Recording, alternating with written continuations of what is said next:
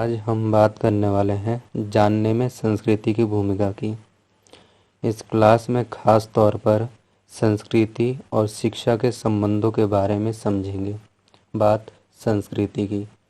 आम भाषा में समूह के विश्वासों, आदर्शों, विचारों, व्यवहारों, रीति रिवाजों आदि व्यवहार के अनेक उपकरणों तथा साधनों को संस्कृति कहा जाता है। दूसरे शब्दों में संस्कृति को संस्कार से परिभाषित किया जाता है।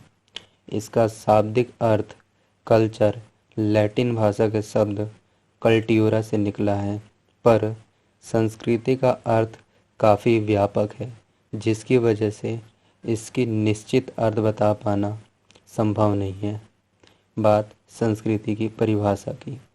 जेपी और जेएल ग्लिन ने सामाजिक समूह के सामान्य सीखे हुए व्यवहारों को संस्कृति कहा है, जबकि मैथ्यू आर्नल्ड के विचार में सर्वोत्तम विचार एवं ज्ञान ही संस्कृति है।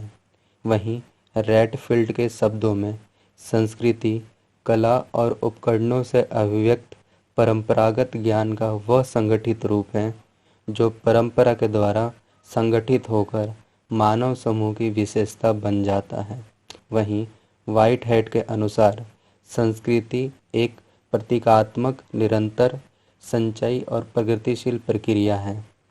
जोसेफ के शब्दों में संस्कृति किसी विशेष समय और स्थान में निवास करने वाले विशेष व्यक्तियों के जीवन व्यतीत करने की सामूहिक विधि है।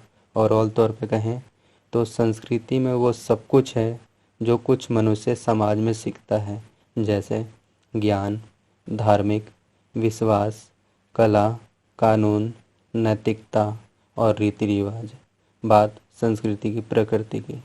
संस्कृति सीखे हुए गुण हैं, अर्थात समाजीकरण द्वारा सीखे हुए गुण, आदतें तथा विचार आदि ही संस्कृति कहलाती हैं।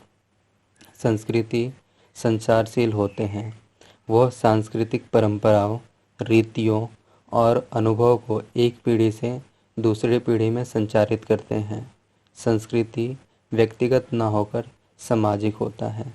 संस्कृति में उपयोजन की योग्यता होती है।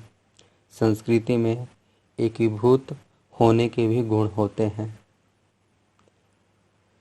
संस्कृति के प्रकार। संस्कृति दो प्रकार की होती है। पहली भौतिक संस्कृति, दूसरी अभौतिक संस्कृति। बात भौतिक संस्कृति की। भौतिक संस्कृति में भौतिक या पार्थिव वस्तुएं आती हैं जो मनुष्य के व्यवहार में आती हैं, जैसे रहने के मकान, घरों का सामान, विविध प्रकार के उपकरण, औजार, हथियार, बर्तन, आवागमन के साधन आदि। बात अभौतिक संस्कृति की। अभौतिक संस्कृति में अमूर्त वस्तुएं शामिल हैं, जैसे समाज के विभिन्न रीति रिवाजों, रूढ़ियाँ, ज्ञान आदि। संस्कृति के संदर्भ में शिक्षा के दो महत्वपूर्ण कार्य होते हैं। पहला, संस्कृति की रक्षा करना। दूसरा, संस्कृति को पल्वित पुष्पित करते हुए उसमें प्रगति करना। थियोडोर ब्रामेल्ड के कथन अनुसार शिक्षा संस्कृति के प्रत्यक्ष उपज है। यह शिक्षा को केवल उसके उपकरण तथा अन्य सामग्री ही प्रदान नहीं करती, बल्कि उसके अस्तित्व का तार्किक आधार भी प्रदान करती है। शिक्षा और संस्कृति से समाज में संस्कार, सुसंस्कृति और नैतिकता की भावना को बढ़ावा मिलता है। बात संस्कृति के महत्व की।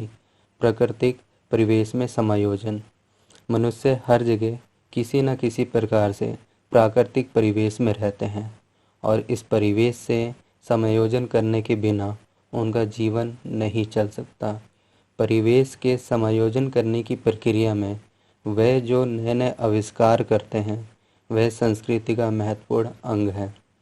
बात नए सांस्कृतिक प्रतिमान की।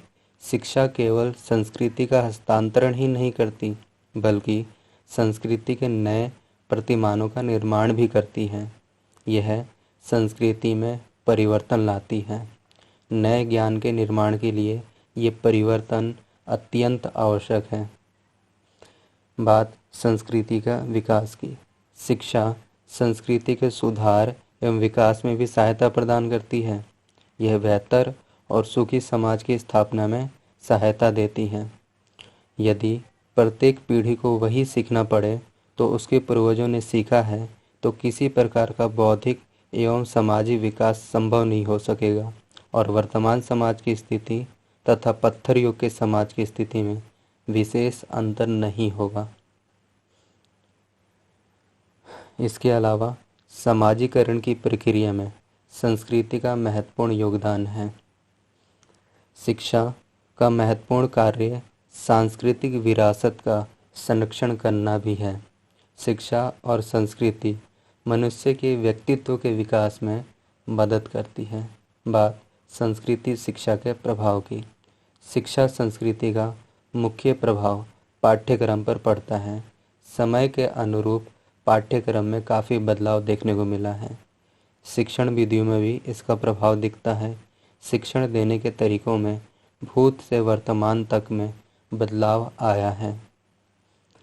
संस्कृति शिक्षा ने अनुशासन के नए आयामों को जन्म दिया है। शिक्षा संस्कृति ने अध्यापक के चरित्र को भी प्रभावित किया है, क्योंकि आज एक अध्यापक संस्कृति का संरक्षक होने के साथ साथ मध्यस्थता और निर्माता की भूमिका भी निभा रहे हैं।